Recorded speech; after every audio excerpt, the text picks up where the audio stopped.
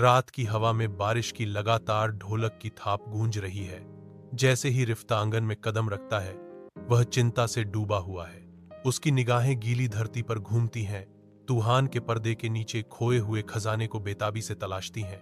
बारिश की हर बूंद उसकी उन्मत्त खोज का उपहास करती हुई प्रतीत होती है, जो भीतर के उथल पुथल को दर्शाती है। अपनी हानि की गंभीरता का एहसास होने पर रिफत के चेहरे पर संकट की गहरी लकीरें खिंच जाती हैं। उसकी आवाज निराशा से कांपती है, तूफान की सिम्फनी को तोड़ती है।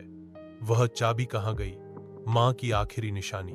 मंद रोशनी पोखर पर नाचती है, एक अकेली खोई हुई चाबी से उल्टी हुई दुनिया को दर्शाती है। मूसलाधार बारिश में रिफ्त बेताबी से अपनी चाबी ढूंढता है।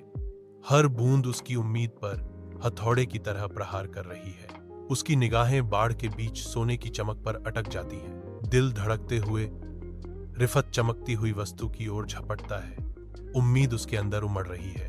तूफान में एक प्रकाश स्तंभ। वह चाबी को पकड़ता है, फुसफुसाता है, मिल गई, आखिरकार मिल गई। रित की आंखों में आंसू भर आते हैं, जो उसकी आत्मा में भरी राहत का प्रमाण है। शांत कमरे में रिफ्त अकेला बैठा है। उसके हाथ में एक चाबी चमक रही है, जो यादों का एक द्वार है। चाबी घूमती है और एक पुराना लकड़ी का बक्सा चरमराहट के साथ खुलता है, जो अतीत के छिपे हुए खजानों को उजागर करता है। अंदर उनकी मां का पत्र फीकी तस्वीरों के बगल में रखा है, जो बीते दिनों की फुसफुसाहटें हैं। वह सावधानी से पत्र उठाता है।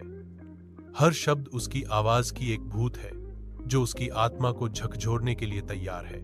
जैसे ही रिफत पढ़ता है, एक मार्मिक वर्णन हवा में भर जाता है।